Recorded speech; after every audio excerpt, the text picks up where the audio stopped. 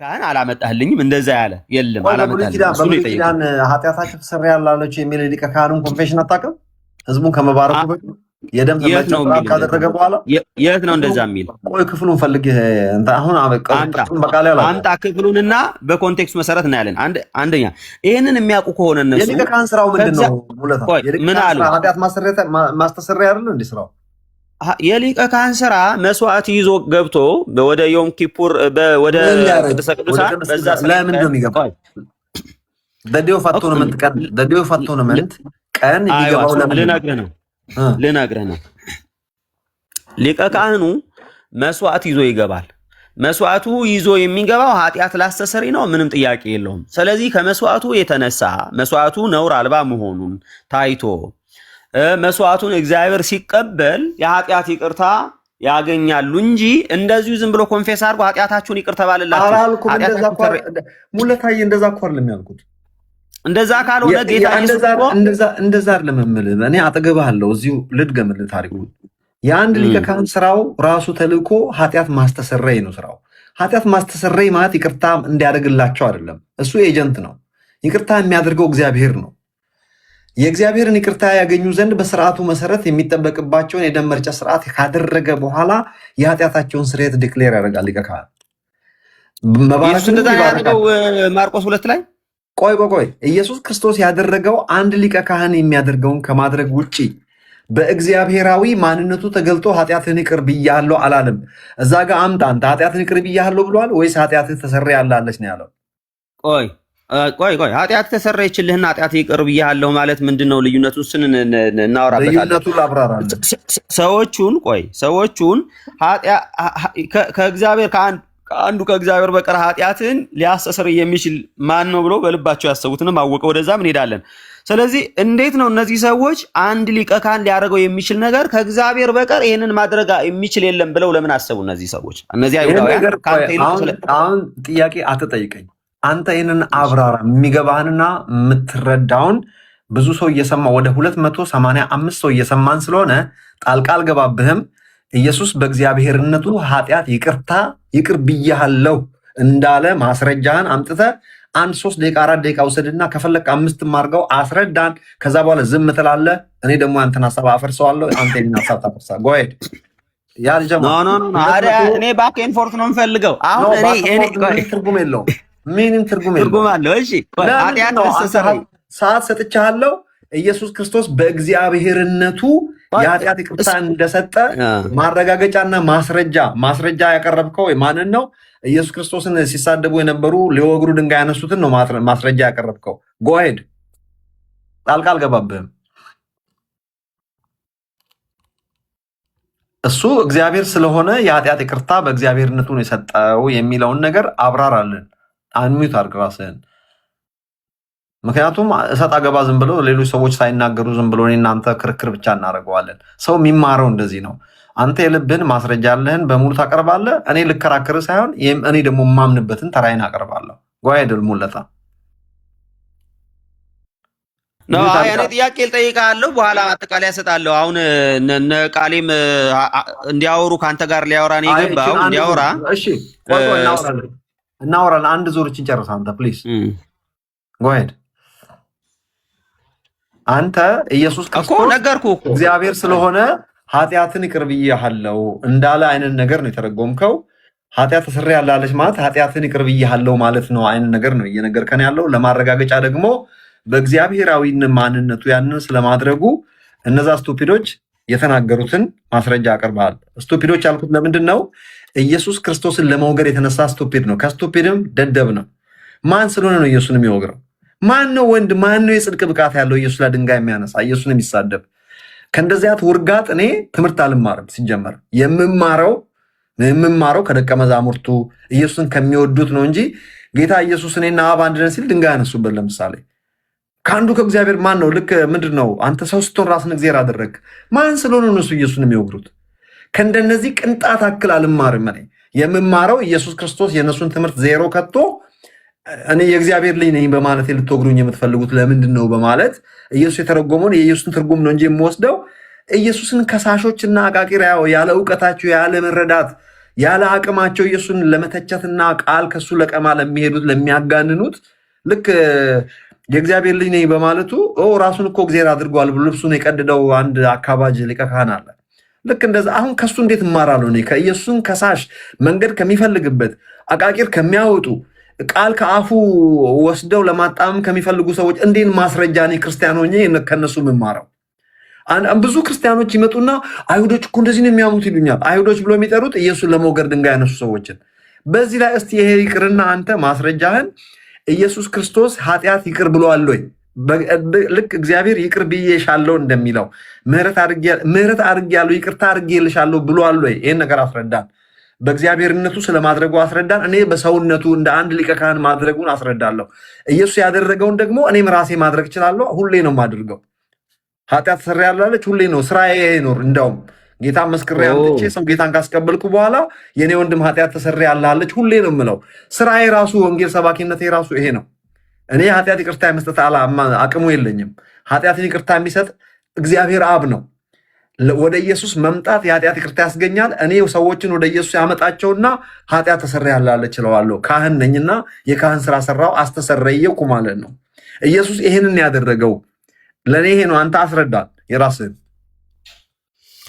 ኦኬ የመጨረሻ ላይ ያልከው ነገር እሱ በጣም ትክክል ያልሆነ ነገር ነው። ኤኒዌይስ ግን እኔ ራሴ አስተሰር ያለው ያልከውን ነገር ግልጽ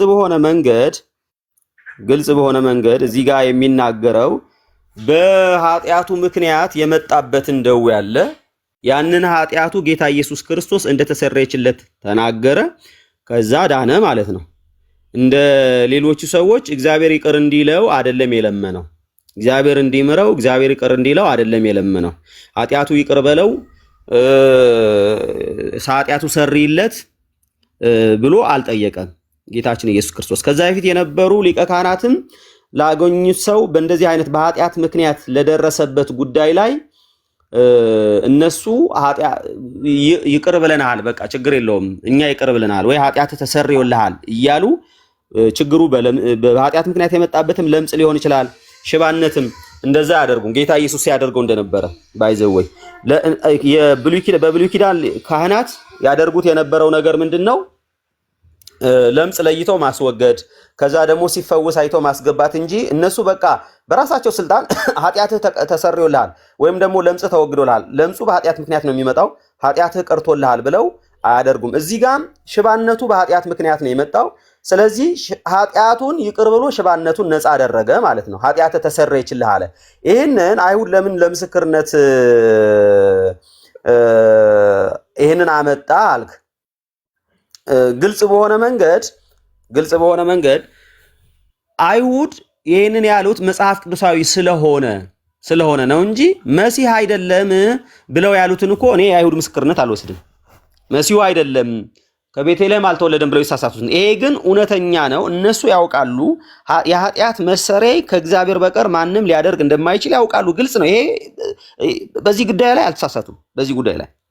ስለዚህ የኃጢአትን ተሰረየችልህ ማለት ኤስ ይሳደባል ብለው ከአንዱ ከእግዚአብሔር በቀር ኃጢአት ሊያስተሰርይ የሚችል ማን ነው ብለው ጠየቁ። ትክክል ናቸው። ከአንዱ ከእግዚአብሔር በቀር ኃጢአት የሚያስተሰርይ በሕይወት ዘመናቸው አይተው አያውቁም። አባቶቻቸውም ይህን ነገር አልነገሯቸውም። መጽሐፍቶቻቸውም ይህን ነገር አይናገሩም። ኦሪትም ከአንዱ ከእግዚአብሔር በቀር ኃጢአት ተሰረየችልህ ማለት ስልጣን ያለው የለም። ይሄ አንተም ራስህ እኔ እንደዛ እላለሁ አልክ። አክቹሊ እናንተ ራሳችሁ እግዚአብሔር እንደሆናችሁ ስለምታስቡ ኢዳዝ ማተር ምንም ችግር የለውም እንደዛ ብትሉ ማለት ነው። ከኢየሱስ ጋር አንድ ነኝ ብቻ ሳይሆን እኔና አብ አንድ ነን ብለህ ካሰብክ በኋላ ኃጢአት ተሰረየችልህ ብል ምን ችግር አለው ብትለኝ፣ እንዴ አብ ነኝ ከአብ ጋር አንድ ነኝ እኮ አልክ እኮ። እኔና አብ አንድ ነን የሚለውን ቃል ከወሰድክ ከአብ ጋር እኩል ነኝ ማለት ነው። ከአብ ጋር እኩል ከሆንክ ደግሞ ኃጢአት ተሰረየችልህ ማለት ኦሬዲ በዛ ሐሳቤ ይሄንን ካሰብክ ተሰረየችልህ እንዴት ላትል ትችላለህ? ስለዚህ ግልጽ በሆነ መንገድ የኃጢአት ስርየት ከእግዚአብሔር በቀር ማንም የለም። እሱ ደግሞ እኔ እግዚአብሔር እኮ አይደለሁም ኃጢአት ማስተሰረይ እኮ የካህን ነው ምናምን ብሎ አላለም። ስለዚህ ጌታችን ኢየሱስ ክርስቶስ ልክ ሌሎቹ ካህናት ሲያረጉት እንደነበሩት በእንደዚህ አይነት መንገድ የሰውየውን ኃጢአት አይደንቲፋይ አድርጎ ወይ ወደ እግዚአብሔር መጸለይ ወይም ደግሞ ሌላ ነገር ለሱ የሆነ ሌላ መስዋዕት ማቅረብ ሌላ ነገር አይደለም ያደረገው ግልጽ በሆነ መንገድ ኃጢአት ተሰረያለች ያለው። ኃጢአት ተሰረያለች ማለት የሚችል አምላክ ነው። ባይዘወይ እሱ እኛንም ይቅር ብሏል ግልጽ በሆነ መንገድ። መጽሐፍ ቅዱስ ቆላሲስ ምዕራፍ 3 ላይ ክርስቶስ ይቅር እንዳላችሁ እርስ በርሳችሁ ይቅር ተባባሉ አለ። ክርስቶስ ይቅር ማለት የሚችል ለምንድን ነው የሚችለው? አምላክ ስለሆነ። በእርግጥ ምንም ጥያቄ የለው፣ አምላክ ስለሆነ ይቅር ማለት ይችላል። ልክ ኤፌሶን ላይ እግዚአብሔር ይቅር እንዳለ በክርስቶስ ይናገራል። ቆላሲስ ደግሞ ክርስቶስ ራሱ ይቅር እንዳለ ይናገራል። ስለዚህ ኢየሱስ ክርስቶስ የኃጢአት ይቅርታን ማድረግ ይችላል፣ ምክንያት አምላክ ስለሆነ። ይሄ የአምላክ ባህሪ ነው፣ የአምላክ ማንነት ነው። ኃጢአት ተሰረየችልህ ማለት ማንም አይችልም። እኔ እችላለሁ አልክ፣ በምን ስልጣን ኃጢአት ተሰረየችልህ ማለት እንደምትችል አላውቅም። እንዲያ አንተ እንዳንተ እንደዚች ቃል በቃል ኃጢአት ተሰረያለች ያለ ሰው ካለ መጽሐፍ ቅዱስ አመጣልሃለሁ ብለሃል። የሊቀ ካህኑ ኃጢአት ተሰረያለች ማለት የሚችል ሰው ካለ እሱን አይና ያንተን ሙግት ነፍስ ይኖረዋል ማለት ነው። ስለዚህ ማንም ሰው ኃጢአት ተሰረያለች የሚል ከአንድ ከእግዚአብሔር በቀር የለም። እውነት ነው እነሱ የተናገሩት። ብሉይ ኪዳንም አዲስ ኪዳንም ከኢየሱስ በቀር ኃጢአት ተሰረየችልህ ያለ አንድም ሰው የለም። ኃጢአት ማስተስረይ የእግዚአብሔር ስራ ስለሆነ እግዚአብሔር ነው። ሌላው ኃጢአት እንዲያስተሰርይ ለእግዚአብሔር ይለምናል እንጂ በቀጥታ ኃጢአት ተሰረየችልህ አይልም ማለት ነው። ዳስ ኦል። ቴንክ ዩ ሶ ማች። ሰዎች እየሰማችሁ ነው። እዚህ ጋር እኔ ያልኩትን ሰምታችሁኝ ከሆነ አላውቅም። ጌታችን ኢየሱስ ክርስቶስ ኃጢአትህ ይቅር ብያሃለው አላለም። ኃጢአት ተሰረያለች ነው ያለው። ኃጢአትን የሚያስተሰርይ ከአንዱ ከእግዚአብሔር በስተቀር ማን ነው ላሉ ሰዎቹ ትክክል ናቸው። ከአንዱ ከእግዚአብሔር በስተቀር ኃጢአትን ማስተሰረይ የሚችል የለም። እነሱ ያሉት ኃጢአትህን ይቅር ብያሃለው ማለት የሚችል ማን ነው ነው ያሉት። ከእግዚአብሔር በስተቀር ኦፍኮርስ ማንም የለም። ኢየሱስ ግን ያደረገውን ተረድተውታል አይሁዶቹ? ኖ፣ ዝም ብሎ ነው የሚጋልቡት። ኢየሱስ ክርስቶስ የሊቀ ካህን ስራን የሰራው የሰው ልጅ በምድር ላይ ኃጢአትን ማስተሰረይ እንደሚችል ኢየሱስ ክርስቶስ ተናገረ። የሰው ልጅ በሚለው ውስጥ ሁላችንም አለንበት። ማስታረቅም በእኛ አኖረ ተብሎ ተጽፏል። ወንጌል ሰባኪነት የኢየሱስ ክርስቶስን ስራ በምድር እንድንሰራ መንፈስ ቅዱስ እኛ እንደሚጠቀመው ሄደን ሰዎች መስክረን አምጥተን ጌታን ካስቀበልናቸው ንስሐ ካስገባን በኋላ የምናደርገው ምንድን ነው? ኃጢአት ተሰረያለች እለዋለሁ። እንዴት ነው ማለት የማልችለው? ይህም ማለት የማልችል ከሆነማ ታዲያ ምኑን ክርስቲያን ሆንኩኝ? እኛ እኮ የልጁ አይነት ነን፣ የልጁ መልክ ነን። እኛ በልጁ ሞዴል ልጁን ዘርቶ የበቀልን ነን። እኛ ልጁን በስንዴ ቅንጣት የመሰለውን ታስታውሳላችሁ፣ ተዘርቶ የበቀልን ነን። አሁን የሌሎች ሰዎችን ተራ መያዝ አልፈልግም።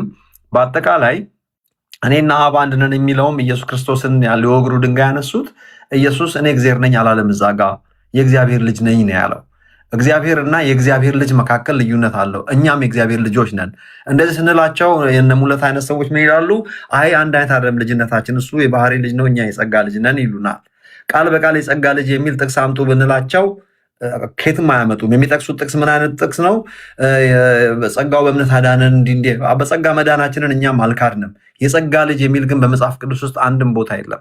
የባህሪ ልጅ ስለመሆናችን ግን ቃል በቃል መጽሐፍ ቅዱስ ከእርሱ ተወልዳችኋል፣ ዘሩን በእናንተ ይኖራል ይላል። ዘር ባህሪን የምንካፈለው በመወለድ ብቻ ነው። እነሱም ከእግዚአብሔር ተወለዱ እንጂ ከደም ወይም ከስጋ ፈቃድ ወይ ከወንድ ፈቃድ አልተወለዱም ይላል። ኢየሱስ ክርስቶስ ደግሞ ልጅነታችን አንድ አይነት እንደሆነ ወደ አባቴና ወደ አባታችሁ ወደ አምላኬና ወደ አምላካችሁ ብሏል። ስለዚህ የኢየሱስ ክርስቶስ አባት አባቴ ነው፣ የኢየሱስ ክርስቶስ አምላክ አምላኬ ነው። የልጁን መልክ እንደምንመስል ቃሉ መጽሐፍ ቅዱስ ብዙ ቦታ ይናገራል። ሮሜ 8:29 ይናገራል፣ ሌላም ቦታ ይናገራል። ስለዚህ ልጁ ያደረገውን ነገር ሁሉ ይሄ ብቻ እኮ አይደለም። ኢየሱስ መንገድ፣ እውነት፣ ህይወት እኔ ነኝ አለ። እኛም የእግዚአብሔር ልጆች እውነት ነን፣ መንገድ ነን፣ ህይወት ነን። ኢየሱስ ብቸኛው ሃይዌይ መንገዱ ሲሆን እኛ ቀጫጭን መንገዶች ነን። ወደ ኢየሱስ ወደተባለው መንገድ ሰዎችን መስክረን የምናመጣ መንገድ ነን። እኛ ህይወት ነን፣ ሞት አይደለንም። ልብ አድርጉ። በህይወት ብቻ አይደለም፣ መንገድም ነን፣ እውነትም ነን። ልክ ኢየሱስ የሆነውን ሁሉ በሰውነቱ በመሲሐዊ አገልግሎቱ የሆነውን በክርስቶስነቱ ያደረገውን እኛም የክርስቶስ ብራንች ስለሆንን አንድ አይነት ነን። ነገር ግን እሱ ያለኛ ኤግዚስት ያደርጋል፣ እኛ ያለ እርሱ ኤግዚስት ማድረግ አንችልም። እሱ ተሸከመን እንጂ እኛ አልተሸከምነውም።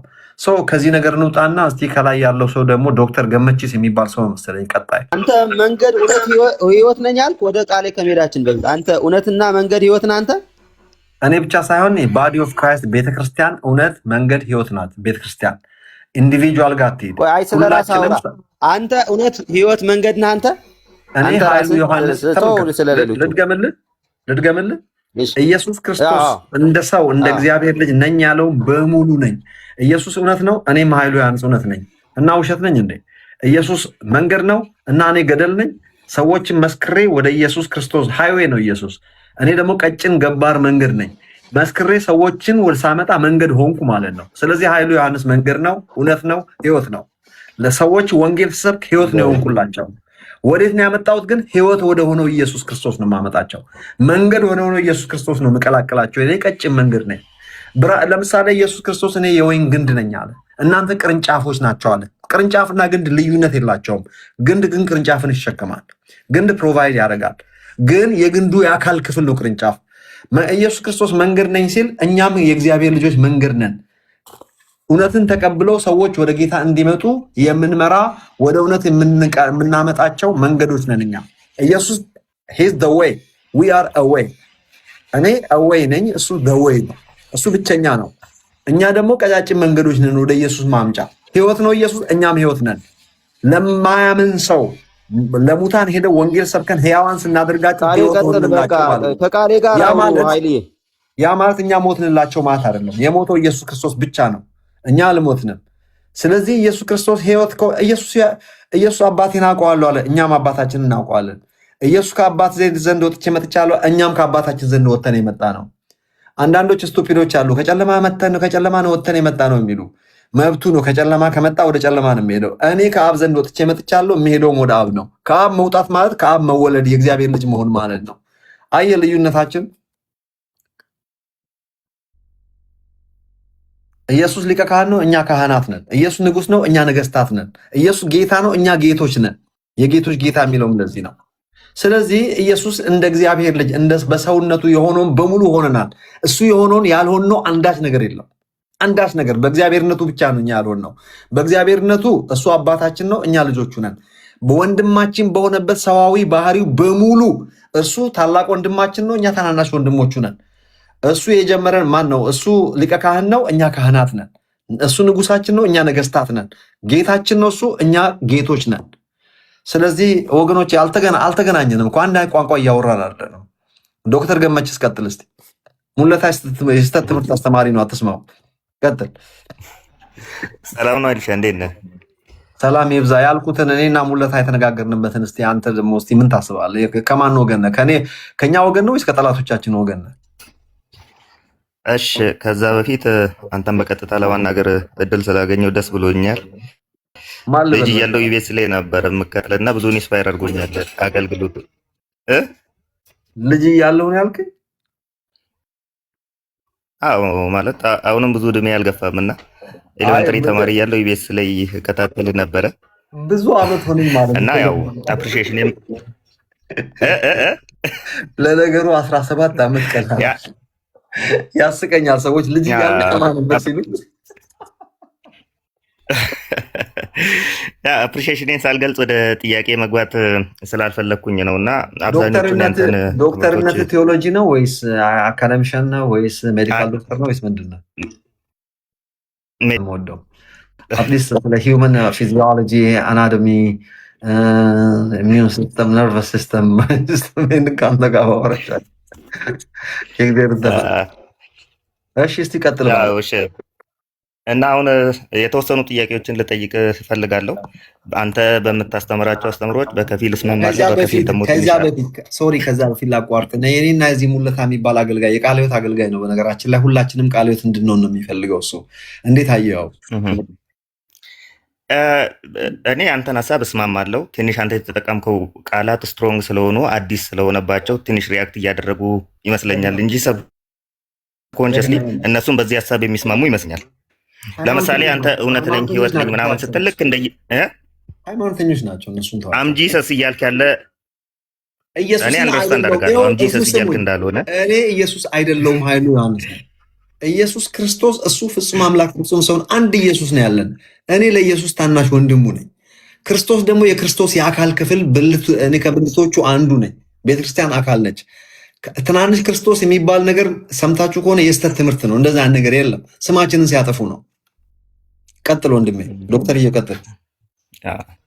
እና በዛው አንደርስታንድ ስላደረኩ ያንተን ሀሳብ እስማማለሁ። ግን አሁን ዛሬ ስትናገር ከነበረው ነገር መካከል ትንሽ ጥያቄ የሆነብኝና ከአንተ ጋር የተወሰነ ነገር ብጠያየቅ ደስ የሚለኝ ነገር ኢየሱስ ክርስቶስ በምድር ላይ በነበረበት ሰዓት ትሩሊ ጋር ትሩሊ ሂውማን ስለመሆኑ አንተም ታምናለህ፣ እኔም አምናለሁ። እዛ ላይ ምንም ጥያቄ የለኝም እና አዎ ግን በምድር ላይ ሲመላለስ አምላክነቱን በፍጹም አልተጠቀመም የሚለው ሀሳብ ላይ ትንሽ ጥያቄ አለኝ። ለምሳሌ የሰንበት ጌታ ማን ነው የሚለውን ነገር ከእግዚአብሔር በቀር የሰንበት ጌታ አለ ብዬ አላስብም። ሁለተኛ ነገር ደግሞ ኢየሱስ ክርስቶስ በምድር ላይ የኃጢአት ስርየትን ሰጥቷል ብዬ ነው የማስበው። ያንን ደግሞ የሰጠው አንተ እንዳስተማርከው በክህነት ኦፊስ እንደዛ ነው ብዬ አላምንም። ምክንያቱም ያው ስለ ክህነት አንተ ከኔ በልጥ ታውቃለህ እና ካህን የኃጢአት ስርየት ለማሰር ሲሄድ የራሱ የበግን ወይ የፍየልን ደም ምናምን ይዞ ነው የሚገባው በብሉይ ኪዳን ማለት ነው። ኢየሱስ ክርስቶስ ደግሞ በምድር ላይ በነበረበት ሰዓት ያው የዕብራውያን መልእክት ላይ ኢየሱስ ክርስቶስ የበግን ወይ የፍየልን ወይ የሌላን እንትን ደም ይዞ ሳይሆን የራሱን ደም ይዞ ነው የሄደው ነው የሚለው እና ግን ኢየሱስ ክርስቶስ በዛ ሰዓት አልተሰቀለም፣ የራሱን ደም ይዞ ወደ ቅድስተ ቅዱሳን አልገባም እና ግን ለፈሪሳውያንም ደግሞ ጥያቄ ምንድን ነው? ለምሳሌ ኃጢአት ይቅር ተብሎልሃል በሚልበት ሰዓት ካህን ከሆነ እንደ ካህን ይዞ የገባው ደም የቱ ጋር ነው ያለው? አምላክነቱን ተጠቅመው የኃጢአትን ስርየት ሰጠ ብዬ ነው የማምነው። አንተ ክላሪፋይ ማድረግ የምትፈልገው ነገር ካለ እድሉ ልስጥ፣ ያው ያንተን ያህል ስለማላቅ ማለት ነው። እና ደግሞ ለጥያቄ የተወሰነ ነገር ጥያቄ ትጠይቀኛለህ ብዬ አስቤ ነበር፣ አልጠየከኝም። የምታምንበትን የነገርከኝ፣ የምታምንበትን እኔ ደግሞ እስኪ ትንሽ ልናገር እዛ ላይ። የሰው ልጅ ለሰንበት ጌታዋ ነው። የሰው ልጅ ስለኛ ነው ያወራው። ሰንበት ለኛ ተፈጠረ እንጂ እኛ ለሰንበት አልተፈጠርንም። እኛ ከሰንበት እንበልጣለን። ሰዎች እወቅ፣ ስለ እግዚአብሔርነት አይደለም የሚያወራው። ሰንበት ከሰው አንጻር ነው የተፈጠረው። ራሱ ሰንበት የሚል ቋንቋ ራሱ የገባው ከሂውመን አንጻር ነው። ለኛ ተፈጠረ እንጂ እኛ ለሰንበት አልተፈጠርንም። የሰው ልጅ ሲል በነገራችን ላይ ኦን ቢሃፍ ኦፍ ሂውማኒቲ የተነገረ ቋንቋ ነው። ኢየሱስ ክርስቶስ ለዛ ነው እንደ ተርድ ፐርሰን ራሱን የሚጠራው። ተርድ ፐርሰን ሲንጉላር when he comes, when he goes, when something happens to him, ሂም እያለ ነው የሚያወራው። በነገራችን ላይ የሂውማኒቲ ላንጉጅ ነው። አያጣለንም። ሰንበት ላልከው ነገር ሰንበት ለእኛ ተፈጠረ እንጂ እኛ ለሰንበት አልተፈጠርንም። እኛ የሰንበት ጌታዋ ነን። እወቅ ይሄንን። ከሰንበት እንበልጣለን ማለት ነው። ሰንበት ከሰው አንጻር ነው የተፈጠረው እንጂ ሰው የእግዚአብሔር መልክና አምሳል ነው። የሰውን ቫሊዩ ያወቅን አልመሰለኝም። ሰው ወደ ኢኩል ቫሊዩ ክፍያው መከፈል ያስፈልገው የአምላክ ሰው ሆኖ ያን የሚያክል ትልቅ ክፍያ የመከፈሉ ዓላማ ፍቅሩን ለመግለጽ ሳይሆን የሰው ሚዛን ያን ያህል ስለሆነ ነው። ምክንያቱም ሰው የእግዚአብሔር መልክና አምሳል ነው። እኛ ስለ ሰው ሲታሰብ ከውድቀት አንጻር ያለውን ሰው ብቻ ነው የምናስበው። ከዛ የተነሳ ሰው ሲባል አሁንም አልገባንም ሰው ምን እንደሆነ፣ የሰው ሚዛን ምን እንደሆነ። የሰው ሚዛን የሚመዝነው የፈጣሪውን ሚዛን ስለሚመዝን ነው። አምላክ ሰው ሆኖ ስለ ሰው ልጆች ኃጢአት መሞት እንኳን ያስፈልገው። ያ ማለት ሰው እግዚአብሔርን ያክላል ለማለት ፈልጌ ሳይሆን ሰው የተፈጠረው በእግዚአብሔር መልክና አምሳል የተፈጠረ ከእግዚአብሔር የተገኘ ክቡር ፍጡር ስለሆነ ነው። አሁን ይሄ ቀላል ነው የሰንበት ጉዳይ። ወደ ተነሳንበት ሀሳብ እንመለስ። በነገራችን ላይ አንድ ኃጢአትን ይቅር ብሏል አላለም የሚለው ከንቱ ክርክር ነው። አንድ ማወቅ ያለብን ነገር አለ። ማወቅ ያለብን ነገር እዚህ ጋር ሁላችሁ መስማት ያለባችሁ፣ ኢየሱስ ክርስቶስ ሰው ሆኖ በመሲሐዊ አገልግሎቱ ከማገልገሉ በፊት ከመገለጡ ከመጠመቁ በፊት አንድም ቀን ለምሳሌ አገልግሎት ሊያገለግል አልሞከረም። ቴንክ ዩ ጋይስ፣ ቴንክ ዩ፣ አመሰግናለሁ። ኢየሱስ ክርስቶስ ተቀብቶ እኮ ነው አገልግሎትን ያገለገለው። ሰው ሆኖ እኮ ነው ያገለገለው። አንድ እግዚአብሔር አለና በእግዚአብሔርና በሰው መካከል አንድ መካከለኛ አለ፣ እሱም ሰው የሆነው ኢየሱስ ክርስቶስ ነው ተብሎ ተጽፏል። እሱም ከእግዚአብሔር ዘንድ የተገለጠ ሰው ነበር ይሏል መጽሐፍ ቅዱስ። እወቁ አንድ ነገር፣ በአንድ ሰው አለመታዘዝ ኃጢአት ካለ ወደ ዓለም እንደገባ በአንድ ሰው መታዘዝ ጽድቅ ከመጠን ይልቅ በዛ። ሰው የኋለኛው አዳም ነው ኢየሱስ። የገሊላ ሰው ነው ኢየሱስ። ከኔና ከአንተ የሚለየው እሱን ኃጢአት አልነካውም፣ እኔና አንተን ኃጢአት ነክቶናል። ከኃጢአት በስተቀር በነገር ሁሉ ወንድሞቹን ሊመስል የተገባ ሆነ። ጌታችን ከይሁዳ ነገድ ነው ተብሎ ተጽፏል። ከይሁዳ ነገድ የሆነውን አይሁዳዊውን ኢየሱስን ነው እያወራ ዳግም መወለድ ያለበት ሰው ነው። ልክ አልዓዛር ከሞት ተነስቶ ነበርና በቃ ለዘር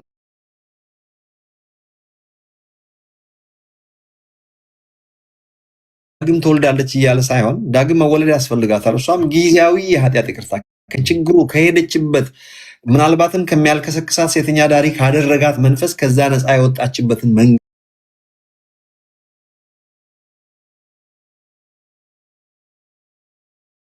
እንጂ አንላክ የማድረግ ጉዳይ እንጂ ዘላቂ ኃጢአት ይቅርታ አይደለም የሚያወራው። ቃልዬ የተባለው ማን ነው? ቃልዬን ስለምን ፈለጋችሁት? ቃልዬ የተባለው ማን ነው? መጀመሪያ ማወቅ ፈልጋለሁ። ምናልባት አንተ ከጳውሎስ ፍቃዱ ጥያቄ ጠይቄ ልውጣ። ኃይሌ የመጨረሻ ቆይ ዶክተር ቆይ ጳውሎስ ፍቃዱ የላከብኝ አንተን ነው የመጨረሻ ወንድሜ ሆይ እኔ እንዳከበርኩ ከአንተ ጋር እንትን ማለት ስለምፈልግ እንደው ላስቀይምህ ስለማልፈልግ ጳውሎስ ፍቃዱ አይመቸኝም። ስለዚህ ከእሱ ጋር ባልተገናኘ መልኩ የምታወራኝ ነገር ካለ ሰማሃለሁ። አደራህን የጳውሎስ ፍቃዱን ጉዳይ እዚህ ጋር እንዳታነሳብኝ። ከፈለገ እሱ ራሱ መጥቶ ካወራኝ ፍቃደኛ ነኝ። ጥሪ አስተላልፌለታለሁ። ፍቃደኛ ሆኖ ካወራኝ ብዙ ማለት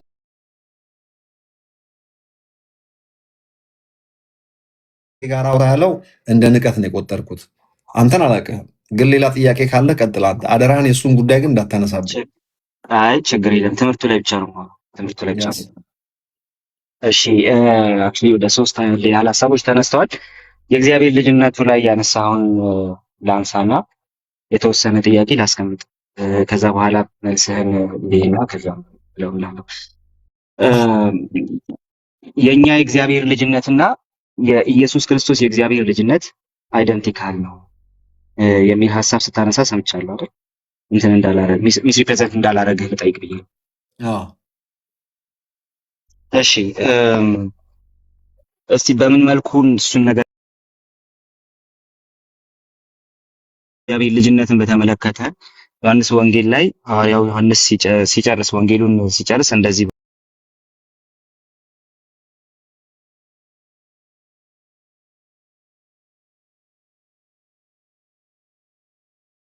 ክርስቶስ እግዚአብሔር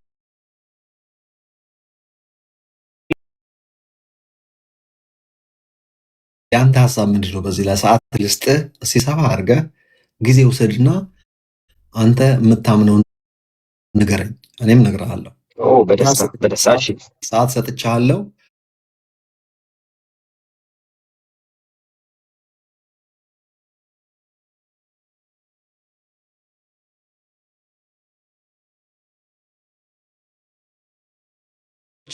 የኔም ሰዎች የግድ የኔም ብቻ መቀበል የለባችሁ። ከልጁ መልካም ነገር ካገኘ